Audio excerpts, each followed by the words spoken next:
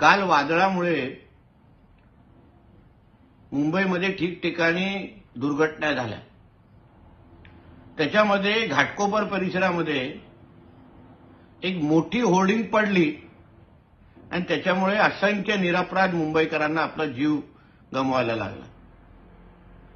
आता कालपासून एक माहिती बाहेर येते आहे की ही जी काही संबंधित कंपनी जिची ही होर्डिंग होती तिला अगोदरच मुंबई महापालिकेने नोटीस देऊन टाकलेली की ही होर्डिंग काढून टाका, तुमचा कार्यकाळ होर्डिंग लावण्याचा संपलेला आहे। तरीही त्या मालकाने ऐकलं नाही। मालकाचं नाव भावेश भिंडे आहे असं आम्ही ऐकतो। आता हा भावेश भिंडे नेमकं कोणाचा पार्टनर आहे? संजय राजाराम राऊतचा भाऊ सुनील राऊत आणि भावेश भिंडेचे काय संबंध आहेत? या भावेश भिंडेला सुनील राऊत मातोश्रीकडे जाऊन उद्धव ठाकरे बरोबर फोटो काढला होता का? ह्याचेही उत्तर थोडा संजय राजाराम राऊतनी आपलं थोबाड उघडून आम्हाला द्यावं। रोज सकाळी उठून भ्रष्टाचाराचे आरोप बसून करायचे, पत्र लिहित बसायचे। मग एक पत्र संजय राजाराम राऊतला सांगेन, जरा पोलीस आयुक्तांना लिहा आणि मागणी करा की या भावेश भिंडेच्या जे पार्टनर आहेत, जे जबाबदार आहेत ते निरपराध, ज्यांच्यामुळे निरपराध मुंबईकरांना काल जीव गमवायला लागला, ती वेळेत होर्डिंग काढली असती तर आज ते सगळे मुंबईकर जिवंत असते। म्हणून ह्या दुर्घटनेचे जे जबाबदार आहेत, जे भावेश भिंडेचे पार्टनर आहेत, त्या सगळ्यांवर एफआयआर व्हावी, चौकशी व्हावी आणि त्यांना संबंधितांना लवकरात लवकर अटक करावी अशी मागणी मी या निमित्ताने करतो। शिवसेना सत्तेत आहे का? भाजपचंच राज्य आहे ना, प्रशासनाचंच राज्य चालू आहे ना। मी जे म्हणतोय ह्यावर बोला 800 कोटीच्या भ्रष्टाचारावर, यांना कोणी परवानगी दिली?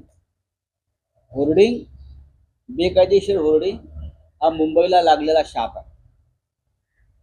गेल्या 2.5-3 वर्षापासून मुंबईमध्ये कोणाचंही राज्य नाही, ना शिवसेनेचं ना कोणाचं। भारतीय जनता पक्ष, शिंदे गट हे प्रशासनाच्या माध्यमातून राज्य करत आहे। त्याच्यामुळे कालच्या अपघाताला आणि मृत्यूला हेच जबाबदार।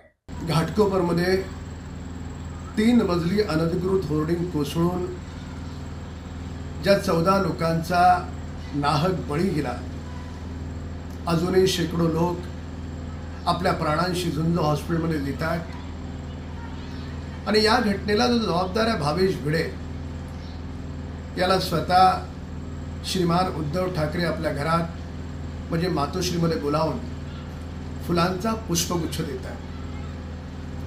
काय पराक्रम केलाय भावेश भिडेने? कोण लागतो हा तुमचा?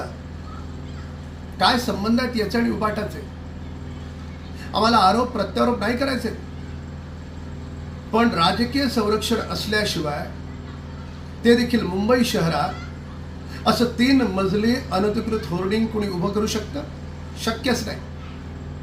अहो, कोविडच्या काळात गोरगरिबांच्या पोटाची खिचडी तुम्ही खाल्ली, त्यात तुम्ही पैसे कमवले, तडफडून मेलेल्या लोकांच्या कफनमध्ये तुम्ही पैसे कमवले।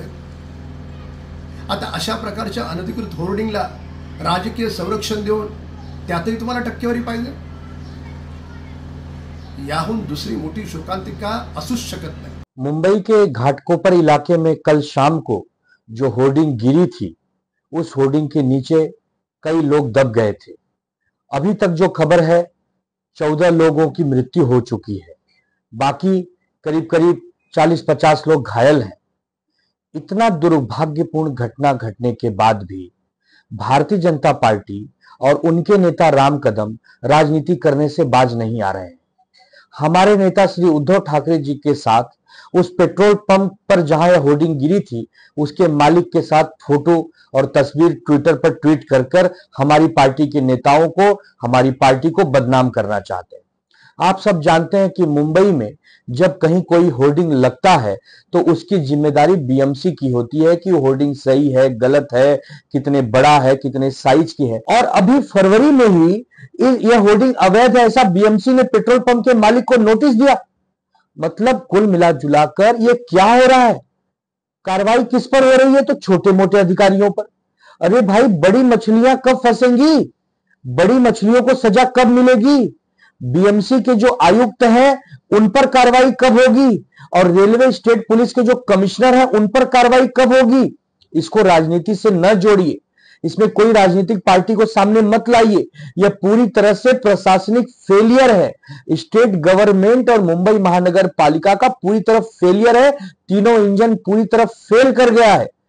राजनीतिक दल के जो बड़े बड़े नेता हैं महाराष्ट्र में, वो इस समय चुनावी रैलियों में घूम रहे हैं। अजीत पवार हो, देवेंद्र फडणवीस हो, एकनाथ शिंदे हो, उनकी पूरी टीम हो, केवल चुनाव प्रचार में लगे हुए हैं, क्योंकि 2 दिन बाद मोदी जी की रैली होने वाली है उसी सब इलाकों से। कितना दुर्भाग्यपूर्ण है कि ऐसे संवेदनशील मामलों में भी बीजेपी और बीजेपी के नेता राजनीति करने से बाज नहीं आते।